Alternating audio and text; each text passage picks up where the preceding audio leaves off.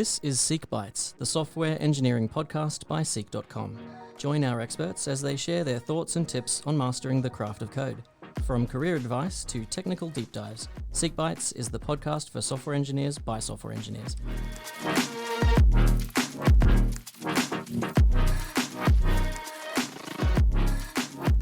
Welcome back to the SEEK Bytes podcast. Today we're going to be talking about monoliths and microservices. We're going to hopefully touch on which is better, and who knows, we might find out by the end. I'm Elliott Millar, Senior Software Engineer at Seek, and today I am joined by William Lark, Senior Software Engineer. Hello. And Seamus Kearney, also Senior Software Engineer. Howdy. So today, monoliths, that's what we're going to be talking about, and then a bit of microservices. So the first question that comes to mind is, what is a monolith? It's the start of 2001: Space Odyssey. That big black thing in the middle of the desert. Yeah. It's a monolith. That's It a is monolith. too. Yeah. Ah. And in tech, I guess a monolith is just a big, I guess for me it'd be one large code base. That is as simple as I could explain it in my side. But I'm probably not the best one to talk about them. Yeah, no, I think that's like, you can't really, can you define it any other way than it's just one large service? It's one code base that does a lot of things. Okay, so when we say one code base, is it possible to have a monolith that's across code bases, so across multiple repositories? Is that a thing that we could say? No. No. No? At risk of being wrong? No? I would assume a monolith would live all in one code base. I feel like to me that would be the definition. When we're thinking about one code base, so what kind of happens from there? So you're like, okay, we've got one code base. Now whether this is SVN, Git, whatever, we've got one repository. What other characteristics does monolith have? Well, I already feel like we're angering some people already, being like, there's no way, like. I feel like this should be something that isn't challenging to answer. Yeah, what are your thoughts, Elliott? Okay, so to me, a monolith really, we're talking it's got one code base. Okay, great. So some of the other things you'd say is it's probably running on one single machine quite commonly. It's going to have one deployment.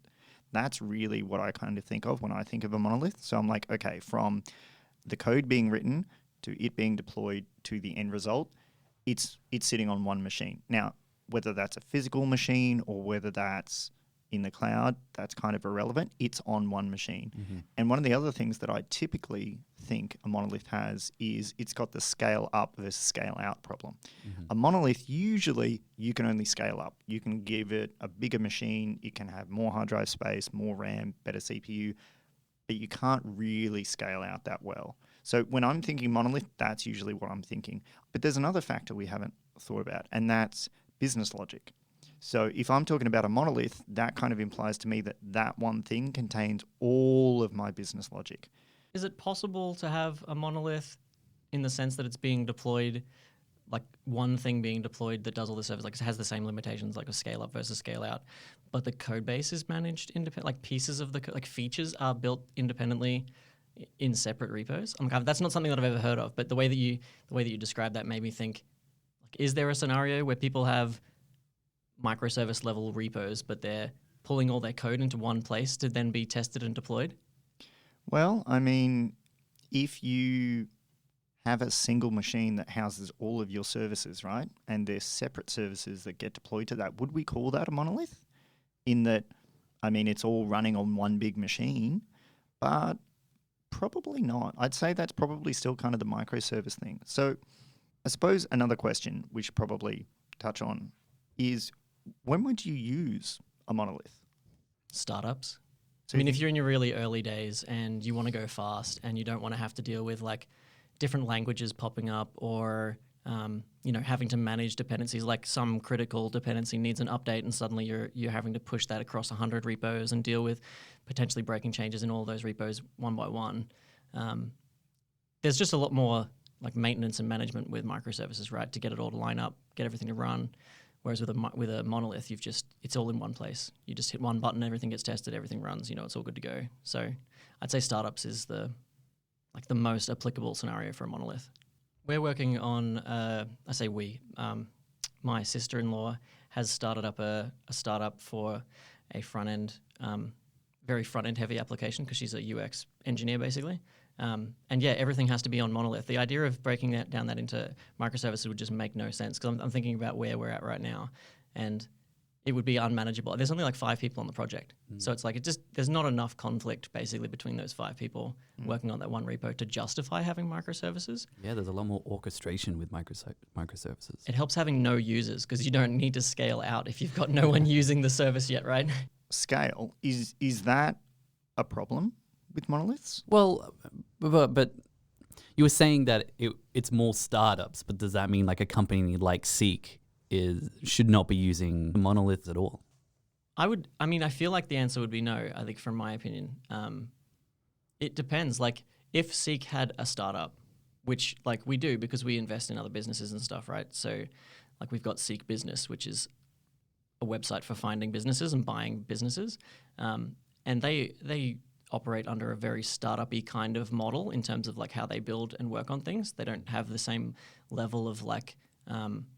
they don't have entire teams dedicated to building out platforms to help them go faster, right? So I would think that like SEEK, the job search site, probably it wouldn't make a lot of sense for us to use monoliths. But if we were to start up a small side venture, it would make a lot of sense for us to just do a monolith. But someone probably proved me wrong, right? Like I'm not aware of any scenarios. Like I'm not familiar with any scenarios where a monolith would make sense. But my 5-6 years of engineering is, someone out there is probably going to give me a reason why a monolith would make sense in a large corporation. One point you touched on was users. We do have some services at SEEK which are internal only, which won't have as many users using as we do on the seek.com. In which case, perhaps a monolith could work. Perhaps maybe it's just a small admin system, or perhaps it is just small little mini sites where they could technically just live in their own kind of monolith, put everything in there. Maybe it's a very light kind of back end. Perhaps something like that, I think it's still fine. I think it's, for me, a monolith is good for more smaller things that don't need that scale yet. And then building out, and once you have a monolith, you can then take pieces out and put them into microservices bit by bit. Yeah, I mean, if you think about it, like, because I was just, you're saying that, and it was making me remember that the APIs that we have, if we have an API that is writing to a database, it's doing no asynchronous process, like everything is completely synchronous, like it takes a request, reads everything in. There's some asynchronous calls to other APIs and stuff that are happening, right? But for the most part, when that request replies to the user, that's the request is completed. That would be a monolith, right? Like it doesn't have to be huge. If it's doing more than one thing, then is it still a monolith? And now I'm like scratching my head thinking like, what is my definition of a monolith now? Because I always think like very large repos doing a lot of stuff. But if there's an API where you could extract the database, stuff to some asynchronous process that's triggered off a Lambda or whatever, then if you've taken something and made it more microservice-y. So I was it a monolith that's a before? Question. Can a monolith have lambdas? I mean, when I think monolith, I don't really think lambdas. When I think monolith, I kind of think, no, this is a service that is constantly up as long as the server's on, and it's something I can always talk to. But there's another thing about monoliths, and I'm sure you two are both aware of this. But if I said to you, we've got this big monolith that we're trying to migrate away from, you're probably thinking it's legacy, it's slow, it's clunky, it's slowing us down, it's got bad code. That's kind of the rap that monoliths seem to have. And one of the things that people often don't really think about is that you can have a really solid monolith that is coded incredibly well, that has a really good separation of concerns, that just works. But people sometimes hear monolith and go, it's a monolith. Yeah, I think sometimes microservices is a resume word. It's just, you've used microservices. Oh, very nice. Yeah. And then I remember when I was first learning about them, I immediately had that thought, like monoliths are bad, microservices are good. Like it was black and white, particularly when I was first learning it. But I think until you start using both of them in real world practice and learning where microservices have that orchestration that you need there's more to get them to all to work together. You can absolutely have a very well-made monolith that doesn't need to be split out into microservices for X amount of time. I guess then does the question become like less about whether you like or dislike microservices or monoliths and more about like scalability? It feels like where this conversation is heading is that scalability is the crux upon which the microservice versus monolith, seesaw teeters. So it definitely hits a point where scalability and possibly reliability become an issue with a monolith, right? Once you get to a certain size, there's only so much you can scale up. So when I think monolith, that's kind of what I think back to. Whether or not that's accurate for everyone, obviously that's not going to apply across the board. But that's what I think monolith. We're going, okay, we've got a single code base that has some very hefty business logic that gets deployed to a single place. However that's deployed is, kind of a different story. Yeah, and I do think a good part of monoliths is if you do have a small team that they are just kind of easier to work with. Like, a couple developers can handle one code base quite easily.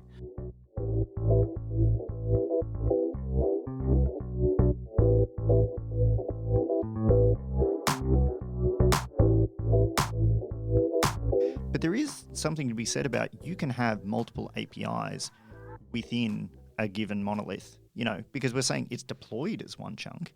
So, there's another example where you can have a lot of code in a single code base that potentially could be deployed as one chunk, and that's monorepos. So yeah, I was just about to say, you earlier mentioned, like, what about, maybe I said, like, it's one code base, but now we have microservices in a monolithic structure with monorepos, where you have multiple, microservices in one repo. Quick question. What do you think came first? Monorepos, monoliths, or microservices? That's a good question. I don't know. It's hard to know. I mean, naturally, my knee-jerk reaction is, it's absolutely the monolith came first, right? I mean, how did they deploy code in 1980, 1990? I have no idea. But then monorepo or microservices, which of them come first? Well, you've got to assume monorepo came first, right? Just shoving as many things as possible into one code base. I mean, maybe that was easier. Like, if you talk about like pre-Git days, it's like, well, what did we do? I mean, SVN and what did we do? and all sorts of stuff. I mean, it's kind of a blur now. It's like it's been blanked out of my memory. Everything pre-Git. Yeah. Hold on. Do you have can you put that down as a notes as a Git topic? Because honestly, I don't know what we could have done before Git. I've never lived that life. I was fortunate. I mean, maybe unfortunate enough to work in tech as an IT sysadmin network administrator before I got into software, and that was before Git, and we had SVN. So it's definitely a deep rabbit hole to go down into. But one of the things that I remember the developers complaining about the most was file conflicts, basically. So pre-Git, you have to check out a file. And if you try to grab a file to make a change, it would tell you, this is in use by this user. You need to message them and tell them to stop using the file so that you can access it. Like how Dropbox kind of work, like when you try and edit a file that someone's on. Exactly. Oh, wow. Yeah, exactly that like would be that. Terrible. I asked the question because when I was doing just some quick Googles for topics for, talking points for today, I was interested in like monorepo, where that came about versus microservices. Like, because I just assumed that microservices came first and that monorepos, you might see where this is going, came after, because people started to realize like, hey, there's benefits of having a monolith, right? Like there's benefits of having things in a single place. You can manage your dependencies a little bit better. And then they started to build out tooling to help you deploy all of your microservices from a single code base. That's how I assumed that it worked. Monorepo is a term that's been around since the 90s. Oh, wow. So yeah, monorepo is actually like, and microservices is what, 2009, 2008 kind of timeline. So like a decade or more before microservices were even an idea, monorepos existed, and then I started to wonder like, so people had monorepos with monoliths in them? They had like multiple large services that are just in a one thing, and then maybe it's not about size. Monolith services, and that's a question. What if it's about size? Like, well, is it about teams? Is it not actually even to do with the code? Because think about it. Like I've seen microservices that have hundreds of thousands of lines of code, and I've seen some that have like 100 lines of code, and you might say that, well, sorry, it's 100,000 lines of code. It's a monolith. It's like, well, but what is it actually doing? Is it providing a single service? In which case, I'd say it kind of is a microservice, right? Mm-hmm. And who's maintaining it? Is it a team of one? Is it a team of 80? So I kind of think about what's the business logic behind it. So you're saying that what is the micro and microservices? Is it the code size, or is it the impact on the application itself? Yeah. And conversely, then what makes it the monolith? So Right. is it possible to have a monolith that is a collection of microservices because it's deployed onto one box, and it's just like, well, here's our monolithic in-house server. We can't really scale up because we've only got one server. Like, would we call that a monolith? I mean, I've definitely seen where that's the case, in the sense that, you know, the server has the database, it has the APIs, it's also hosting the websites all on one box. And so you're like, so that to me is it, you know, there's three different layers there, but I'd 100% call that a monolith. Right? But deployed independently? Yeah. So it's like, well, you can deploy your database schema, that's on one CI pipeline, and then you've got your front end that gets deployed on a separate pipeline, and then you've got your back end services. But I'd absolutely call that a monolith, right? Yeah, I feel like it keeps coming back to what I was saying, like the thing that I said before. It feels like scalability, like how you can scale, and the demands upon the service that tell it in which way it needs to scale. Like your database read writes are the linchpin, right? So you need to scale that one thing. If you need to scale that, and the only solution is to scale your entire service, then that's a monolith, right? But if you're able to scale just the database capability so that it can read and write and handle your capacity, and everything else can stay at like low cost at its current costs, that's a microservice. Like, I feel like however you deploy it, however you manage the code base, that's a microservice because it has the capability to scale sideways. So we're saying a database could be a microservice? That doesn't really sound right. Right, but it's like, if it's a service that just reads and writes to a table, then like, isn't that's a service, right? I would say so too. I was just thinking back to interconnections between that. Like, in a monolith, typically you can't just like swap an entire back end out, I would say. Like if you got I've just worked on code bases which have a React front end, PHP back end as a monolith, and it's all very tightly connected. And then so trying to swap that PHP back end out was very tough. So we had to kind of make a microservice for the back end and slowly kind of get the two connected. So I feel like with what you're saying with like, is a database a microservice? I say it could be. If you can swap that out easily, then I'd say, yeah, it's a small part of it. It's a microservice that you could probably easily swap in and out with other things. It's interesting because I was just thinking, as you're saying that, I was agreeing with you in my head, and then I was thinking, but what's stopping someone from developing a second replacement within that same monolith code base, and then just like, you know, doing a rand number, like have 10% of traffic feed to the new, you know what I mean, to the new component that you've built. Like, it would still be a monolith, right? Like, so like you can, I guess in that scenario, swap out something. It just depends on your strategy for swapping out that component. But the way in which your team did it was the microservice approach, right? To completely decouple the repos and have it be its own standalone service that they communicate through something like SQS, something, or HTTP or something like that, right? Yeah, it's interesting. I feel like at the start of this, it felt very clear. Like, I couldn't even answer the question because the question felt so obvious. Like, And what's a yet monolith? now it's like, well, I don't know, what is a monolith? What's up? What's down? Yeah, now it looks like that big black monolith in the middle of 2001 Space Odyssey again. You're like, how does it work? What is this? We're all monkeys.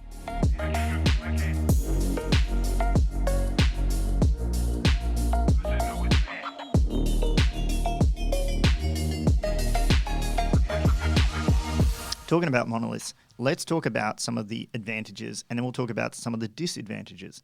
I feel like there's not, like we touched, it's similar to like when we asked the initial question, right? I feel like it's one of those questions that the answer feels somewhat obvious. It's like small team, easy to manage dependencies, easy to deploy. Yeah. You don't have like multiple builds that can break. You don't have any like interconnected dependencies. Everything's just, it's simple.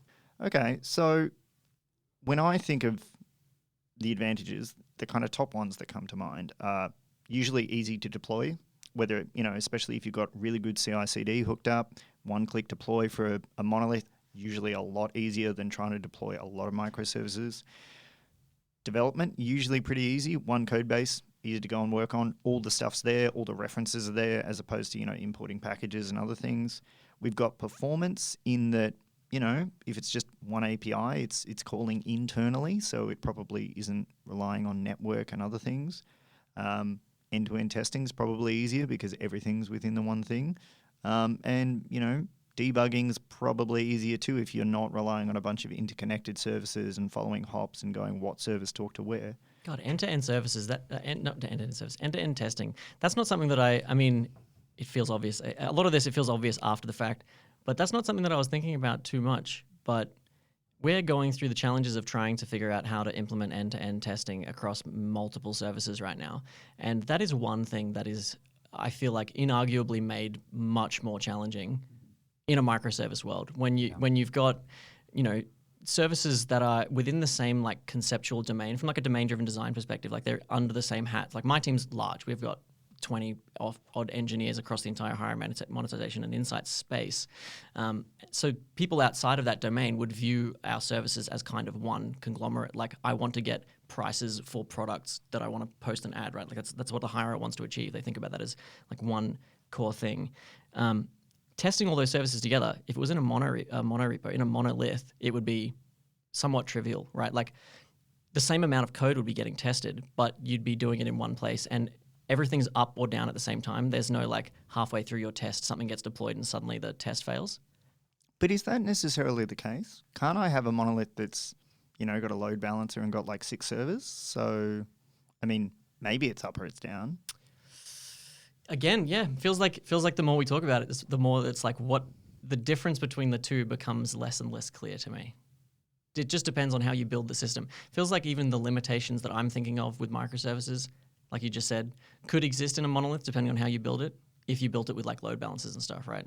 Yeah, I mean, you can have a monolith that's a physical server and you can have load balancers routing to it, or you could have multiple services or multiple VMs, even though it's the one code base. So, you can have a monolith that deploys to, an EC2 instance, or you can have it deploy to a single server, or you could have it deploy to multiple and then load balance out. So I think you've captured the essence there of one of the key traits is that if one thing's down, it's usually all down when it comes to a monolith, right? And so I'd say that's a key drawback, and that kind of hits on the reliability there. So... Yeah, right. So I'm on just as an external view. This is I'm on a Martin Fowler website. There's an article just about microservices. And it says the term monolith has been used by the Unix community for some time. It appears in the art of Unix programming to describe systems that get too big. The art. Yeah. Systems that get too big. Yeah. Okay. So, but what do you call it when it's not too big? That's a great question. I don't know. Is it just a lith? It's a microlith. Yeah, Microlith? a microlith. Because it's not a service. If it's doing like a lot of different stuff, like it's a small code base, but it's doing 10 different jobs, it's not a microservice. I suppose you'd probably say it's not a distributed system is the main thing. Yeah, that's that's probably the best term is like distributed versus centralized, right? And what are the difference between them? Well, I think it's like, yeah, right. Because if you've got multiple components within a single system that are interacting with each other, because I was about to say like it's when two things have to talk to each other across a layer that they don't intrinsically have access to. Like if you, what's a less wordy way of saying that? If the service has to reach out over the hardware layer to communicate to another service, then it's a microservice in my mind. So like if it has to do some kind of network operation. Okay. So then if it's not a network operation, what if it's just... It could be two services running on the same machine. Yeah. This hurts my brain the more I think about it. So... Sorry, do you want to describe what a distributed service is and what was the other one you said? Centralized service. Yeah, do you want to describe what that... Because I don't quite know exactly what those are. So a distributed system is... Maybe the simple way to explain it is it's business logic that is handled across a number of things, whether those things are services or APIs or whatever else. I'd say that your logic, your business logic, has been distributed across many things. Think of it like a bunch of different baskets. My eggs are in baskets, and they're in a lot of baskets. That's kind of what I picture. Could they be distributed but running on the same physical hardware? Well, I think it's fair to say yes, they could. I feel like it's fair theoretically to say that they could, but I feel like in practice... Like I would struggle to think again. Maybe it's just lack of exposure to the most ideal system. Like maybe it makes the most sense for you to have a bunch of different services deployed onto a single machine, and then that's a distributed system. But to me, if I was going to call it distributed, I would think that it has to be on separate machines. And Even if they're separate virtual. Okay, so there's the distinction. AWS have giant machines that run many instances of an EC2, right? So like when I think about different systems, not the same, they could be on the same physical system, because in reality, that's probably what's happening over at Amazon, right? But you've got a different instance of a virtual machine on that hardware. Where's the distinction between, where's the line you draw to make a distributed system?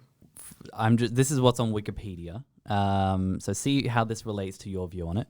A distributed system is a system whose components are located on different network computers, which communicate and coordinate their actions by passing messages to one another.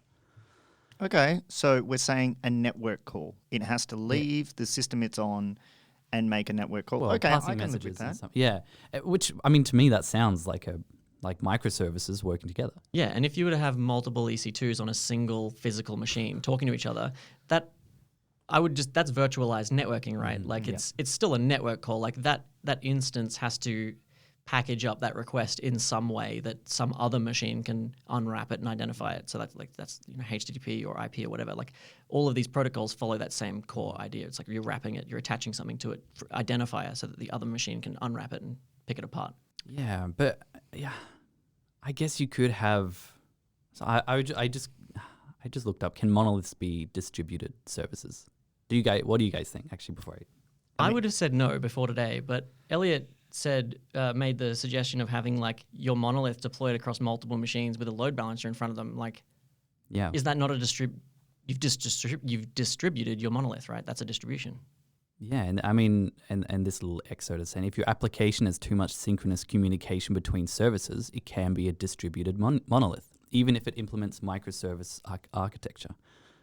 Hold on, a microservice monolith? Wow, my head. Yeah, is well, really I guess, hurting but now. I guess that's right. Like, if your app is doing too much synchronously, perhaps. So can I have an asynchronous monolith? Wait, I think we've just tapped into it. It sounds like.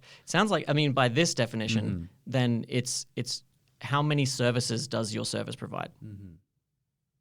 And how many services? I mean, it kind of falls back to business logic there. Right. Like, what is it providing? So really, I think the interesting thing that we're not talking about is we're not talking about how many lines of code. No. We're not saying a monolith is 1,000,000 lines of code or 1,000 lines of code. We're kind of talking about what does it actually do? We can clearly see there are some positives, definitely.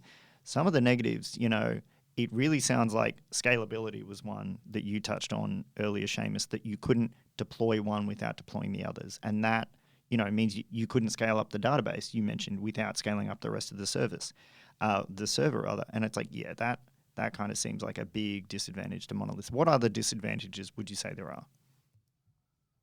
I feel like we've probably given a lot of disadvantage, like a lot of the core things, right? Do you have any popping on the top of your mind, Elliott?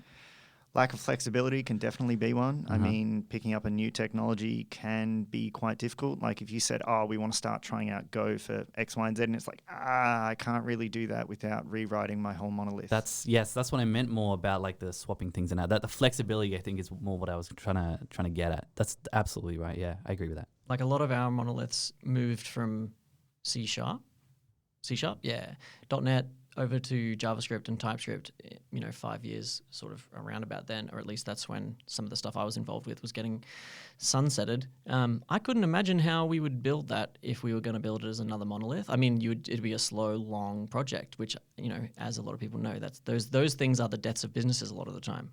So I think it felt like the most natural way to go would be the microservice route.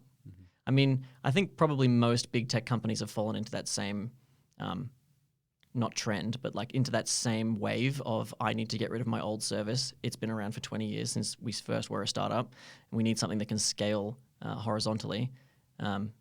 Naturally, if you want to replace a single component, it just feels like the most suitable thing to do would be to just microservice from there. We talked about deployment before being a really, really good thing, but I think as the business goes on, deployment gets really, really bad. So you're talking about a 20-year-old company who's like, we need to move to microservices because we need to X. Well, one of the reasons I've definitely seen is deployment becomes really slow. So you're like, I just need to deploy a small change to the UI. It's got to go through the one big CI/CD pipeline, and it's going to take me 2 hours to go out. I even recall when I was back at uni, one of the guest speakers was talking about their particular app took 24 hours to build and deploy. Wow, that's a long So time. they were like, so when you were deploying a change, you had to be sure that it was going to work because it would take a really long time to get another version out there.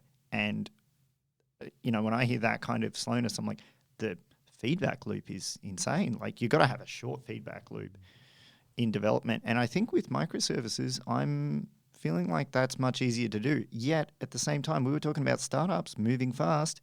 Monolith, everything's in the same place. You're like, well, it's kind of easier to move fast.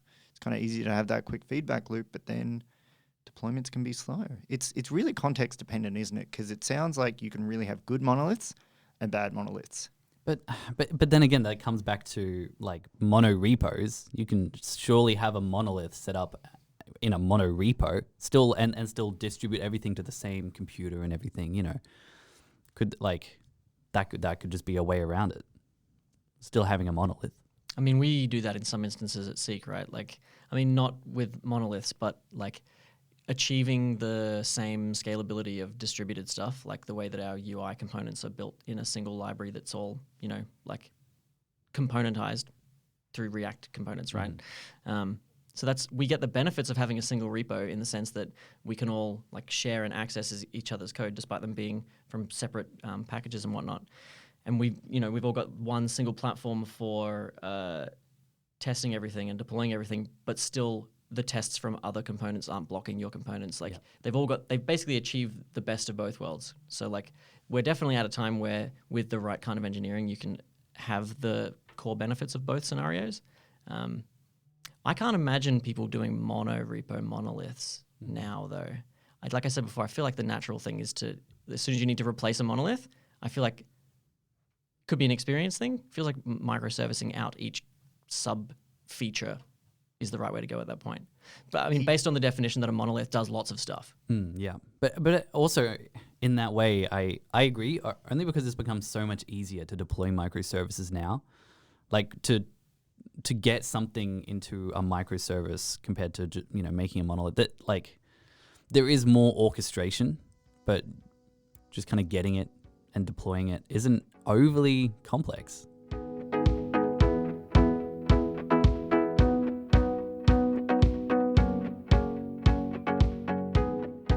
Okay, so something else we've talked about a fair bit is microservices. Have we really defined what a microservice is? I feel like it's the inverse of a monolith, right? Because at least I was struggling to define the difference between the two things. Before I was saying it was about scale. I felt like a scale out was the crux where you could define the two, but now I'm starting to lean more towards it's just the features, right? It's the amount of services that it's providing. If that's the definition for a monolith is lots of services it provides, then I would think a microservice is a singular service, which is interesting because we've got APIs that feel monolithic to me, not having worked in massive monoliths, but it's a microservice because it's just doing one thing. It builds one asset for you and returns that asset to you. Does it use other microservices? Because you said you had a lot of microservices that use other microservices.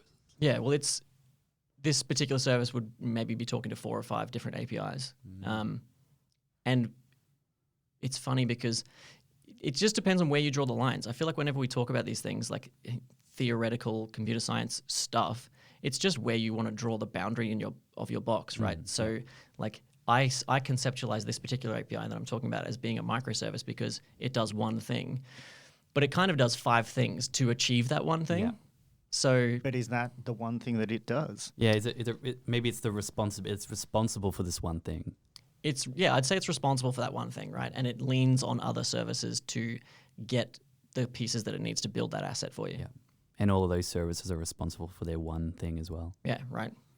So would it be safe to say that a microservice is something that's deployable on its own, testable on its own, it doesn't block other things from being deployed or tested, and it's, it might have its own database, it might not, that's kind of not the here nor there. It's more that its business logic is contained within itself and you can develop, you can deploy, you can test without impacting any other services.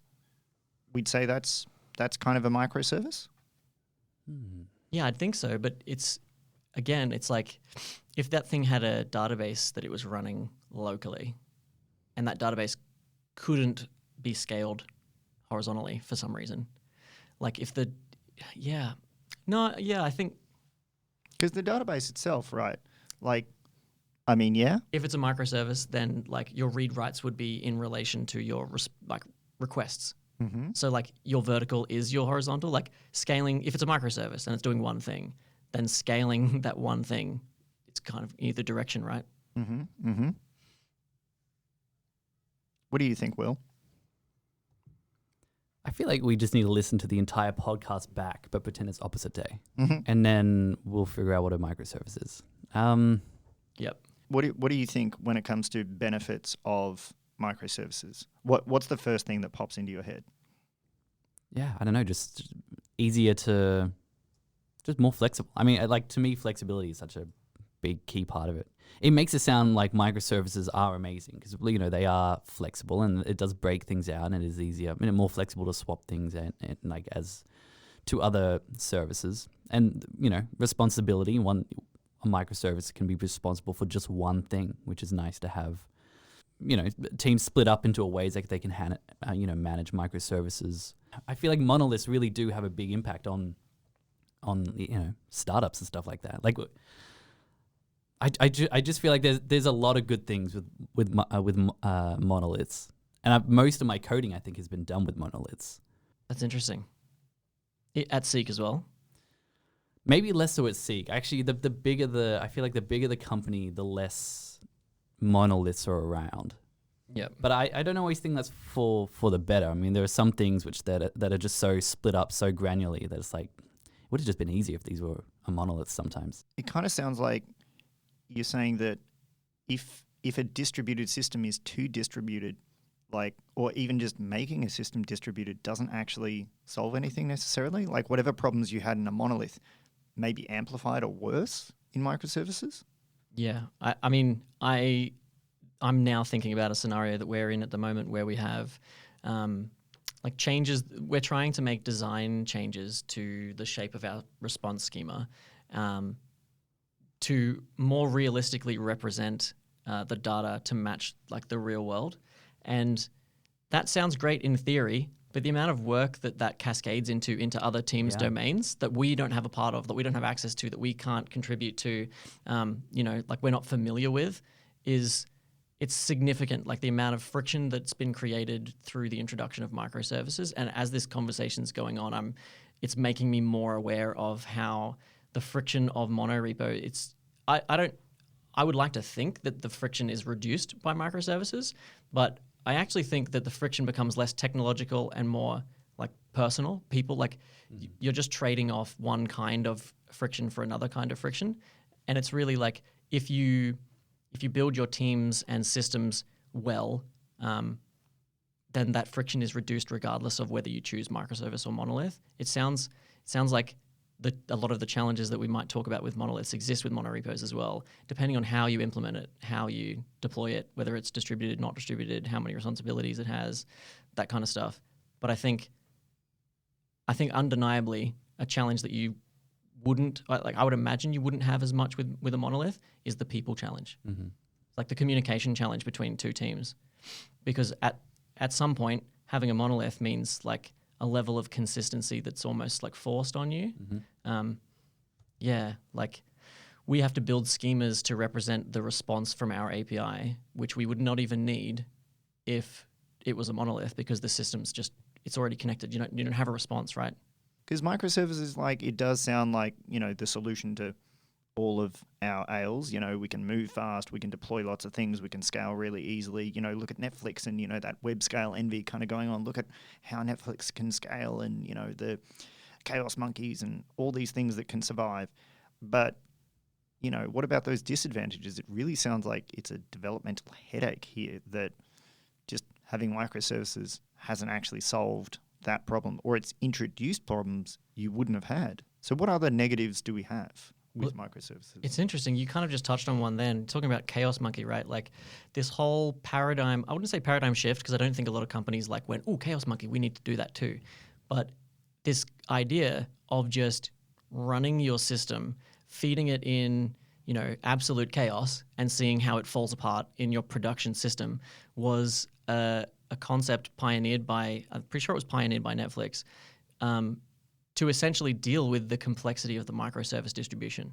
Like, we can't realistically track all the systems we're deploying and building and all the ways in which they relate to each other. We can't build a reliable staging system that we can use to actually test across the entire service, like the entire website. So the out of that complexity, like, rather than some, structured testing stratagem that would be, very lengthy and involve lots of people, they just said, let's just punch chaos into the machine and see what happens. So, like, that kind of speaks to one of the major issues of microservices, right, is that complexity. Some of the things that come to mind for me in terms of disadvantages, potentially, we've got, cost is a huge one. Once you start talking about, but we've got Lambdas, we've got lots of things we can scale out really, really easily. And it's like, yeah, but if you're launching millions and millions of Lambdas, it's like that's gonna be pretty expensive versus just one $100,000 server or server rack that you're paying for, right? It's just kind of that one-off cost, big up front. But then you get granular cost control. So it's like, even for cost, there's benefits, right? Like, there's that trade-off is if you need to meet that demand in a monolith, the cost might be higher, right? Yeah. Whereas in this case, you're only paying for what you're using. And I think that's the thing about microservices, that even for startups, like working with a monolith, as soon as you've got traffic and costs become a concern, like, we need to actually, as fine-grained as possible, control how our users use our system and how our system scales.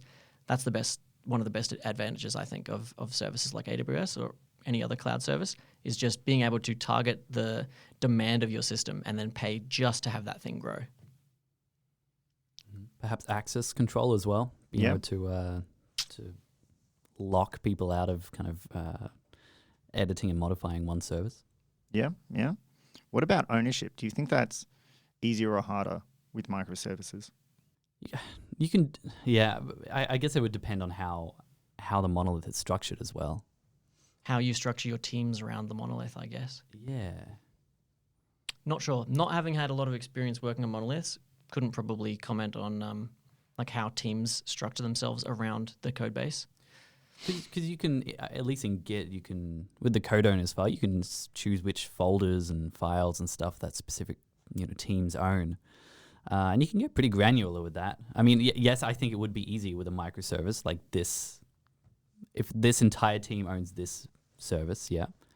But you can kind of split it out with monoliths as well. So wouldn't you say there's potentially a disadvantage, though, about having microservices in the ownership of those services? I mean, as more services get created and more teams get created, knowing who owns what, that kind of becomes a little bit more difficult, right? You have to build entire systems, right? Entire systems around how to manage the access to those systems. You need a service to track the services? Yep. You need a service to manage, like, every basically you start having to build more services to manage the complexity of your distribution of your microservices, right? And we do have some of that, some services to help us keep up with dependencies across all our services and stuff like that, which would be simpler in a monolith. Or even a monorepo. Making sure that things are consistent. So, like, security is something we haven't really talked about. Obviously, in microservices, anytime complexity grows, you start to introduce risk. And I think in the case for microservices, that risk comes in security, definitely. Mm-hmm. But would that also mean, but in a monolith, perhaps if there's one security exploit, that could exploit multiple services. Whereas perhaps in a microservice, it's one security exploit is just going to take one service down. Yeah, I mean, and vice versa. If you've got one security vulnerability in that one service, you just update that one thing and it's gone. Yeah. But if you've got that vulnerability distributed across 10, 20 microservices and only half the teams are aware of it, yeah, true. How long does it run for? Dependency maintenance. Now, that is a massive headache when it comes to services, right? Like, if you imagine you've got one service running. Oh, I've got an updated dependency. Easy. If I've got 1,000 services running and I've got to update half of those because there's a critical issue, it's like, okay, that's suddenly a huge job. Whereas before with the monolith, I only had to update one place. And now you're telling me I have to update, 500 repos or 500 services within my mono repo, if that was the case. I can't imagine actually having a monorepo with 500 services. That sounds kind of nuts, but who knows? Well, apparently, don't Facebook have like or Google or something have like a giant monorepo with like everything in it? Everything ever in the one Google repo? It was Facebook or Google. It was a big company. Google. One of the companies has like some.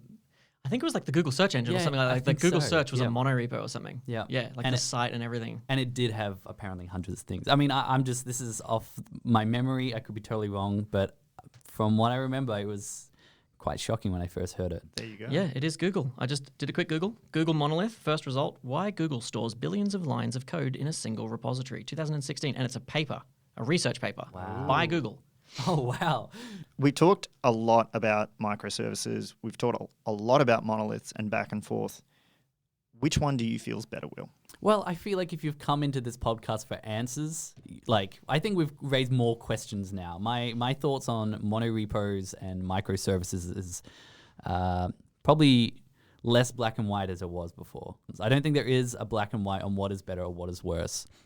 I think particularly for smaller teams, for startups, for smaller projects, for things that don't need that flexibility of a microservice, monorepos are great, and you can structure them well, and there is tooling to make them work really well. And same on the other way, I think microservices really do have their benefits, particularly for larger organizations and things that have a lot of services running together, intertwining. But I think it just all depends on how you organize it all, and how you kind of keep everything in check. I think that's really the organization. I think is really what's going to hinder or hurt you in the long run, no matter which option you take. Yeah, I feel like it was a lot clearer to me when I came into the room. I felt like I had a much more crystal clear distinction in my mind between the two things. And the more we talk about it, the more I realize that it's kind of just a shift in one direction or the other. And I think like like you said, for anyone who's like wanting a little bit of insight into like which direction they should go, I feel like one of the things you can't steer away from is like scale. It's scale really, like startup versus large corporation. How many teams do you have? You could probably make an argument one way or the other, even for large corporations. There's probably just some tipping point where if you got enough data, you could see where your scalability hits a certain threshold, and then you kind of maybe get forced to go in one direction or the other. Thanks for listening to SEEK Bytes. That was us talking about microservices and monorepos. No, that's not what we were talking about. Well, we did talk about monorepos a little bit. Microservices and Microliths, microliths and monorepos. Yep.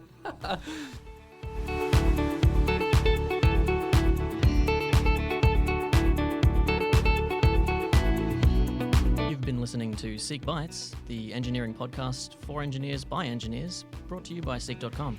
Thanks, and we'll see you in the next one.